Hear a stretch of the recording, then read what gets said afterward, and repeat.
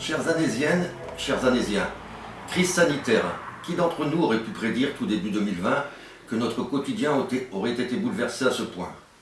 Notre manière de travailler, de se déplacer, de se divertir a complètement été chamboulée par la Covid-19. À ce jour, personne ne connaît l'ampleur de cette crise et les conséquences qu'elle aura au point de vue économique mais aussi social. 4 millions d'emplois, c'est ce que représentent aujourd'hui les secteurs du tourisme et de la restauration. Combien retrouveront le chemin de leur entreprise? Pour éviter la baisse des rideaux de bars, hôtels, restaurants, le Parti communiste propose une réduction de TVA de 3 points, pour passer de 20% à 17% pendant quelques mois sur ces secteurs d'activité. Leur permettre de refaire surface à la sortie de cette crise. Nous pourrions aussi y associer le sport, la culture et l'événementiel, également à rude épreuve. Les commerces non essentiels ont également besoin de l'État.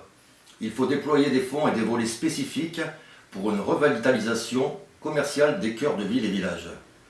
Les étudiants sont de plus en plus nombreux à ressentir les difficultés pour joindre les deux bouts. Nous déplorons une précarité en augmentation. La crise sanitaire a accentué les inégalités.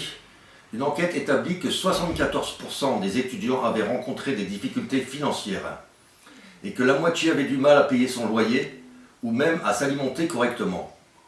Comment étudier correctement avec le ventre vide? Plus grave encore, les difficultés rencontrées par les étudiants peuvent avoir des conséquences sur leur santé morale et physique.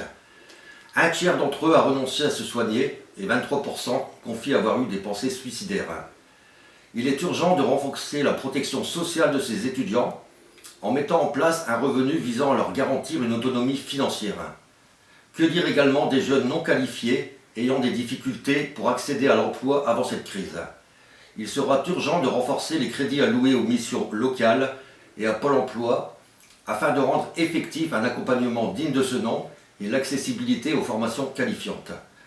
C'est pourquoi les parlementaires communistes et les militants du parti proposent un plan de transformation économique, sociale et écologique qui refuse de relancer le monde d'avant mais propose de construire le monde d'après. Que cette année 2021 efface de nos mémoires les difficultés de 2020. Bonne année.